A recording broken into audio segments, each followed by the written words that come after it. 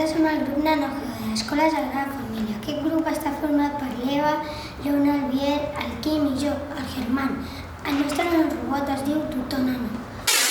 Resol els atacs d'ansietat. Els atacs d'ansietat sorgeixen quan et preocupes massa per alguna cosa i per això pot ser perjudicial per la nostra salut. El cor batega molt ràpid i els òrgans necessiten més oxigen i per això pot sortir més sang del fetge. El pacient s'empassa els nanorobots que estan dins d'una càpsula.